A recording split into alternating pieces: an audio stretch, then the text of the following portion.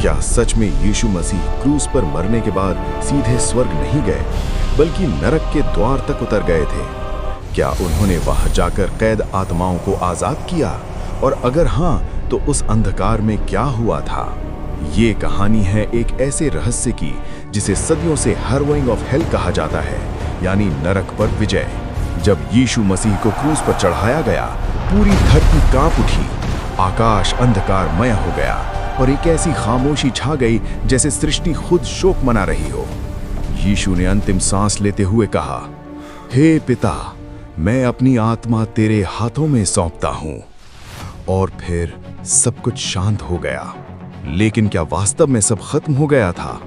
Bible हमें एक गहरा रहस्य बताती है। 1 पतरस 3:18-19 में लिखा है, क्योंकि मसीह ने भी पापों के लिए एक बार दुख उठाया, वह शरीर के अनुसार तो मारा गया, पर आत्मा के अनुसार जिलाया गया।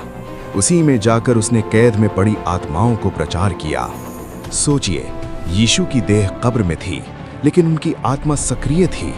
वह कहीं गई और वह स्थान स्वर्ग नहीं था, तो वह कहाँ गए?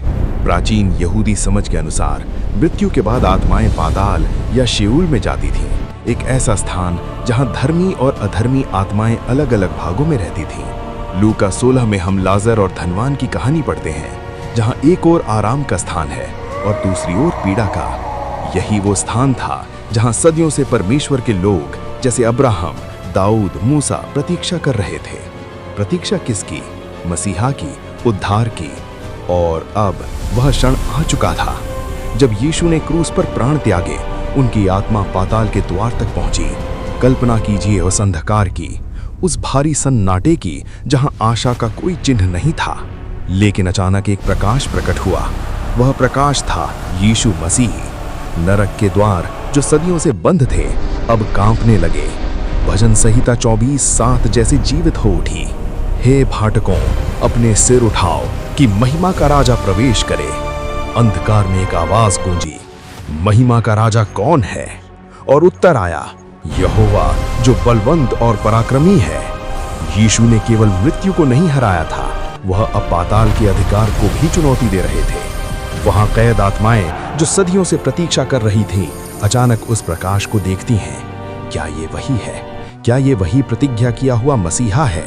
और फिर यीशु ने घोषणा की, उद्धार पूरा हुआ। यहीं से शुरू होती है सबसे बड़ी जीत की कहानी। अब कहानी यहाँ से और गहरी हो जाती है। इफिसियों 4:8-9 कहता है कि जब वो ऊपर चढ़ा तो कैदियों को अपने साथ ले गए। इससे क्या प्रकट होता है कि वो पहले पृथ्वी के निचले भागों में उतरा था। ये सिर्फ एक यात्रा नहीं थी, ये एक विजय थी। यीशु ने पाताल के द्वार तोड़ दिए। उन्होंने मृत्यु और नरक की जंजीरों को चकनाचूर कर दिया। प्रकाश ने अंधकार को पराजित कर दिया। और फिर कुछ ऐसा हुआ जिसने इतिहास बदल दिया। मत्ती 27:52-53 में लिखा है, और कब्रें खुल गईं और बहुत से सोए हुए पवित्र लोगों के शरीर जी उठे और नगर में आकर बहुतों को दिखाई दी। सोचिए, कब्रें खुल रही हैं, मृतक जीवित हो रहे हैं। और ये सब क्यों हो रहा है? क्योंकि यीशु ने मृत्यु को पराजित कर दिया था। अब मृत्यु का अधिकार खत्म हो चुका था। अब पाताल की कैद टूट चुकी थी। अब रास्ता खुल चुका था सीधे परमेश्वर के पास। लेकिन इस कहानी में एक और गहरा रहस्य छुपा है। प्रकाश और अंधकार की इस लड़ाई में शैतान कहाँ था?